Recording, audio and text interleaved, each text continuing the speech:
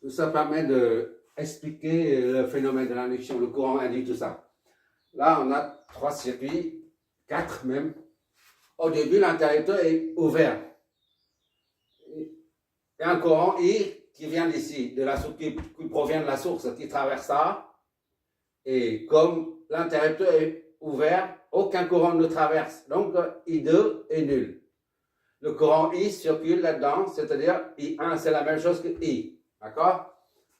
Comme on a dit tout à l'heure, que lorsque le courant traverse un conducteur, ça génère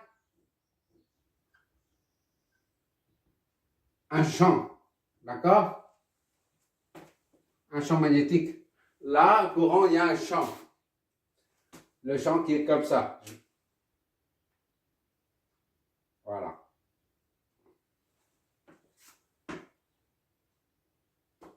Le champ, il est constant. Pour l'instant, il est constant parce que le circuit est ouvert ici depuis pas mal de temps, au bout de depuis 1 heure par exemple, ou 5 minutes. Le courant est stabilisé. Donc, le champ magnétique est stabilisé. Le champ est constant. D'accord? Le champ, disons H, pour désigner le champ, est constant. Et maintenant, on vient fermer l'interrupteur. D'accord? Le fait de fermer l'interrupteur, ça crée un changement d'état du champ magnétique entourant la bobine. C'est-à-dire, le champ, tout à l'heure, il y a comme ça, le champ. Maintenant, le champ il y a une expansion du champ magnétique.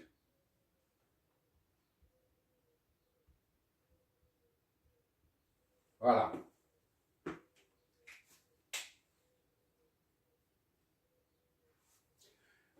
Et le courant, ici, là, I est égal à I1 plus I2.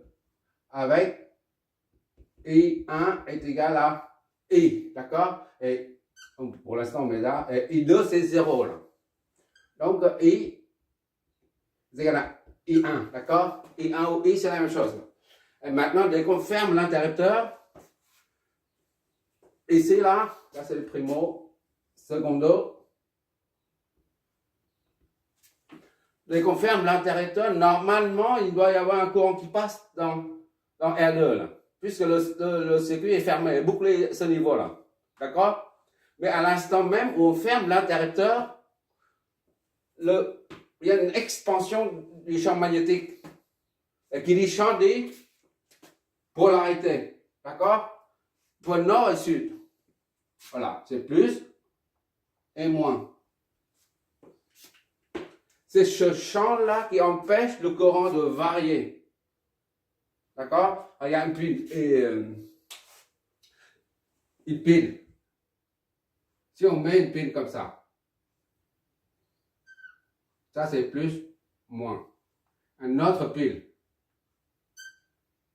Plus, moins. En série comme ça. D'accord? Ça c'est 5 volts. Là c'est 5 volts également. Si on met que 5 volts, il y a un courant I.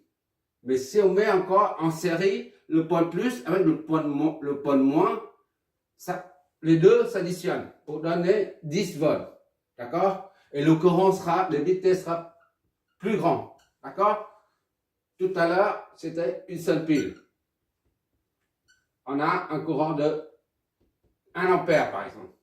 Et maintenant, si on met 2 piles en série, I est égal à 2 ampères. Puisque la tension augmente, à doubler. D'accord? Par contre, si on a mis tout à l'heure, comme ça là, une pile de 5 volts. Et maintenant, on met une autre pile. Mais cette fois-ci,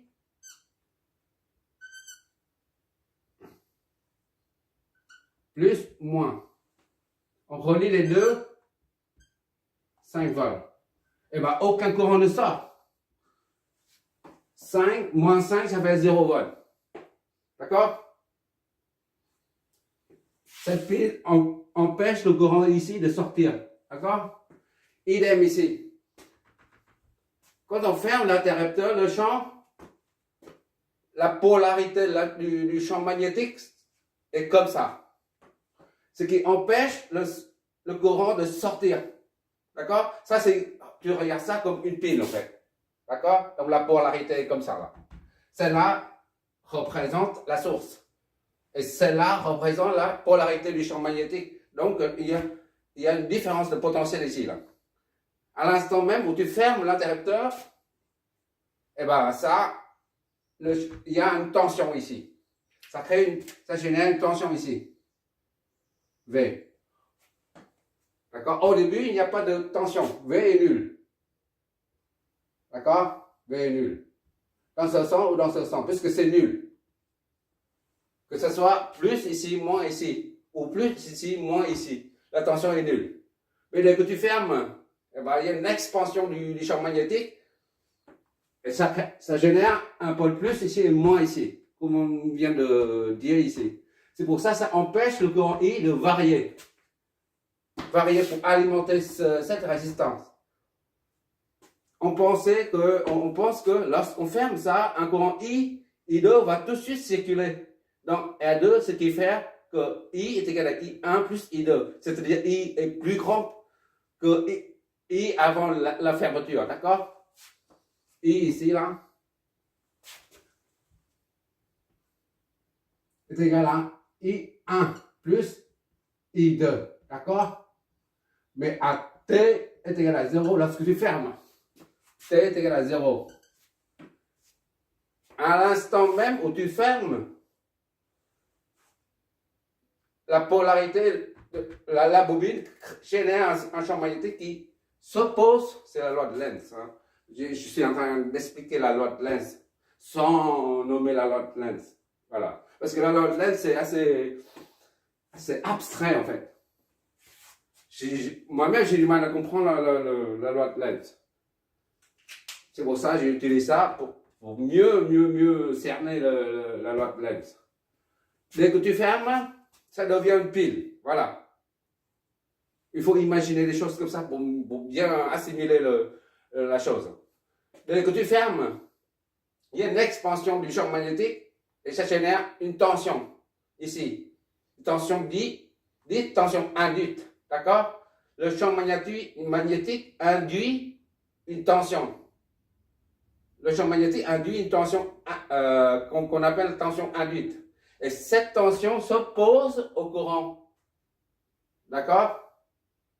S'oppose à I. C'est-à-dire, à l'instant T est égal à 0, là, le courant ne varie pas tout de suite. C'est-à-dire, I2 est égal à 0. Soit I est égal à, comme tout à l'heure, I1 plus 0. I est égal à I1. Ça n'a pas changé. À l'instant T à 0, hein, j'ai bien dit à T à 0. Au moment où tu fermes, normalement, il y a un courant ici qui circule là-dedans et la somme des deux est supérieure au courant initial. Là.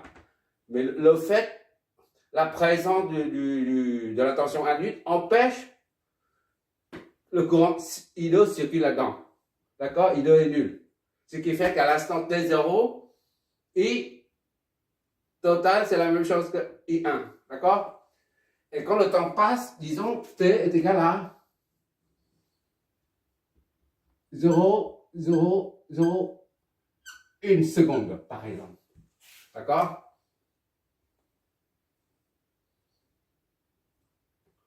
Le champ magnétique diminue. D'accord? Diminue. Ici, j'ai mis 4 flèches. Ici, j'ai mis 2 flèches seulement. 2 flèches seulement pour montrer que le champ magnétique diminue. Et par conséquent, la tension induite, V induite, diminue aussi. D'accord? Maintenant, tu imagines que au début, c'était 5 induites. D'accord? Et maintenant, il n'y a que 4 volts induites.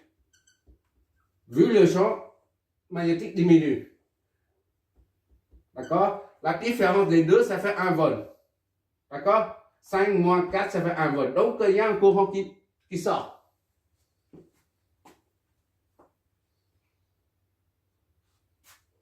Là, la tension diminue. La tension induite diminue. C'est pourquoi I ici, I1 et I2. Maintenant, il y a I2. Tout à l'heure, il n'y a pas I2. À l'instant t est égal à 0, il n'y a pas I2. D'accord? Maintenant, t est différent de 0, là. I2 différent de 0. D'accord? Là, c'est à t est égal à 0,01. On suppose que t est égal à 0,01 une seconde. On a I2 qui circule, c'est-à-dire I augmente, puisque I est égal à I1 plus I2. D'accord? Et jusqu'à t est égal à 10 secondes ou 1 minute, par exemple. À 1 minute, le champ là, au début, il y a beaucoup de champs. Après, ça diminue et à la fin, comme si la bobine se comporte comme un simple fil conducteur. D'accord? Et I ici est égal à I1 plus I2.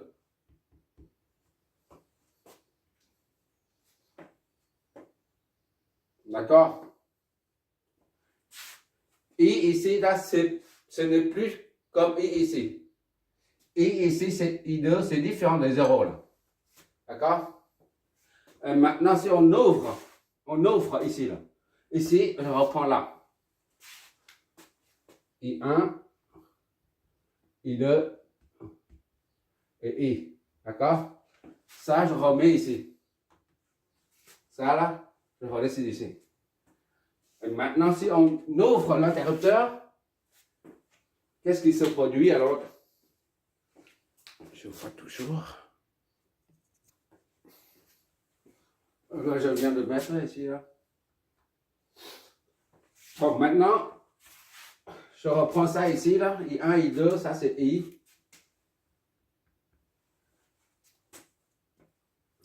Ce circuit, c'est celui-là, d'accord? L'état où se trouve ce circuit, c'est celui-là, d'accord? Et maintenant, quand on ouvre l'interrupteur, il y a un autre champ. Il y a un champ qui se crée ici. Il y a une expansion du champ magnétique. Comme tout à l'heure. Dès que l'interrupteur est fermé ou ouvert, il y a une expansion. Il y a un changement d'état au niveau du champ magnétique. Une expansion comme ça. D'accord? I ici. I1 ici. Mais I2 devient nul tout de suite. Parce que le circuit n'est pas bouclé. I2 devient nul. D'accord? Et I là, comme ici c'est plus et moins. La tension s'inverse. V induite. Et ici, c'est toujours égal à I ici. D'accord? Et ici, là, c'est I1 plus I2. Ou I2 est différent de 0. D'accord? Mais maintenant,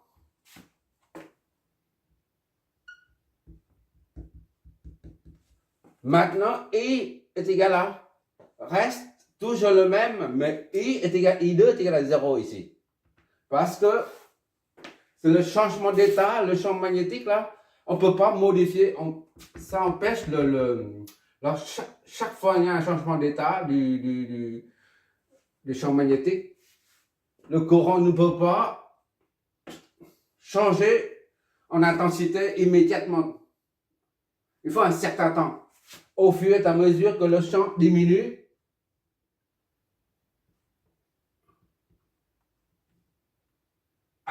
le champ diminue. D'accord? Et le courant là, I ici. Là, c'est I1. D'accord? Le courant diminue. Là, c'est comme s'il y a une pile et une autre pile. Plus, moins, plus, moins. D'accord? Là, lorsqu'on ouvre, il y a deux piles en série. D'accord? Donc, courant I est fort, est grand. D'accord?